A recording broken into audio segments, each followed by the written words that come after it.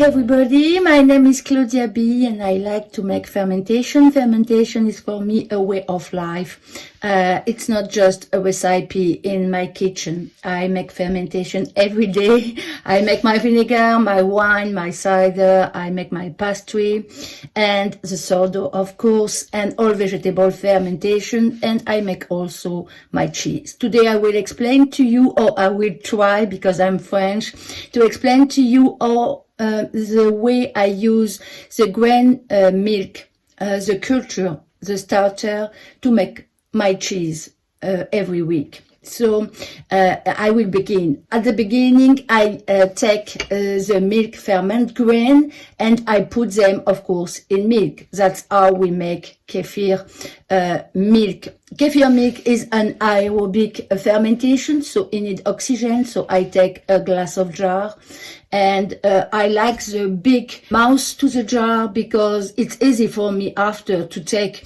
the curd off the glass. When I put my milk inside the jar with the milk grain, I will wait 24 to 48 hours before I use it. I prefer to give you some cue because there is a lot of variable and the time is never the same because it depends on the temperature, it depends on your starter, how many do you put inside, how many milk you put inside, and what did I see when I want to stop my kefir? What is the cue, in fact? The cue is the separation between the whey and the curd. So I wait until I can see the separation between the whey and the curd. And sometimes, like in winter, I live in Canada, I can wait 3 days.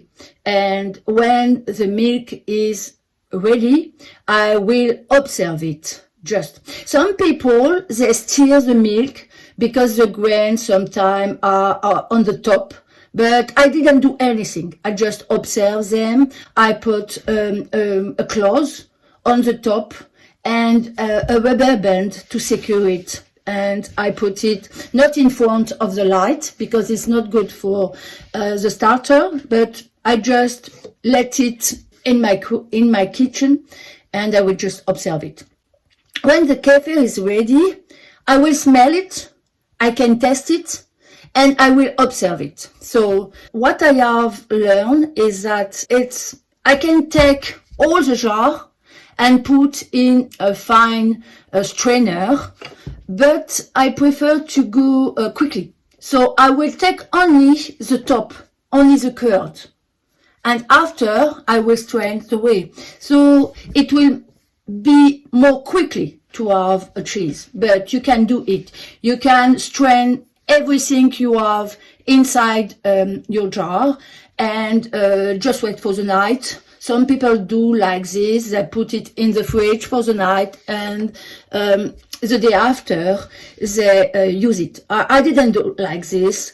I like to make it quickly. So I will strain just the top with a spoon, and I will drain it to have back my grain, and I will put the milk kefir grain again in a jar with milk for another time. So I will put them back in the fridge for next week. I make cheese kefir with kefir every week. So it will stay in the fridge just like this with my milk. So here is the milk kefir. I have drained it, and I will take a mold. So it's a cheese mold, and I will put some pepper for coffee inside.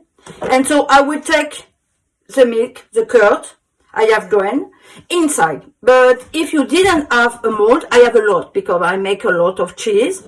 You can take a strainer with a cheesecloth. So today I will make it simply just for you. I just put my cheesecloth inside the strainer, and I will take the milk kefir and just put inside. So it's easy, just like this. So what did I do after? I just take it. It's very easy to do. Just like this. I will take a while jar, and I will take a fork and a rubber band. I will put the rubber band just here, okay? I will take the forks, and voila!